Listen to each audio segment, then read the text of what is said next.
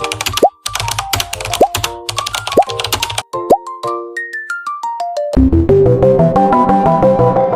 guys! Another day, another mini vlog. May bisita nga pala ako ngayon. Mga ka-classmate ko sila dati sa college. Kaya eto, naghahanap kami ng magandang spot para sa picture taking.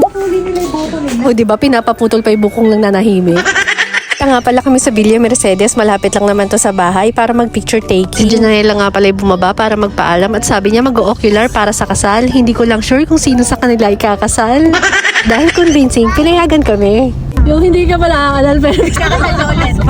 Mukha naman kasi siyang dalaga kaya convincing yung dahilan niya. Anyway, at nang makarating nga kami ay nagpicture na kami agad. Tapos ay nag-ikot-ikot na rin kami. Gandang-ganda nga pala sila sa lugar na to. Kahit sang angulo naman kasi talaga ay napakaganda. Minsan nga nakakahiyang umaura kasi mas maganda pa yung view kaysa sa amin. Huy! Hindi na namin kinayang pumunta sa isang swimming pool kasi merong may lapot na. Hanggang dito na lang. Yung mga high blood person. For the winner.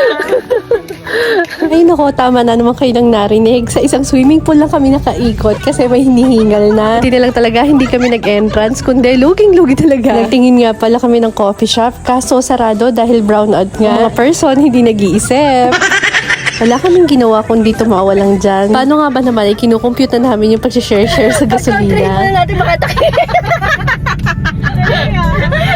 Ang ending nga pala, ikilamama kami na uwi. Dahil ang cravings nila ay fresh buko. Pa-cravings pa sila, no? Pero ayaw magsigastos. Buti na lang meron dito kila Papa. Kaya ayan, nakalibre na naman ng mga person. Iba talaga lasa pag libre, no? Napakatamis. Dahil busog na sila, uwian na muna. O siya, sige, hanggang dito na lang muna. See you on my next mini vlog. Follow for more. Hi, Oscar Vlog. Ingat kayo!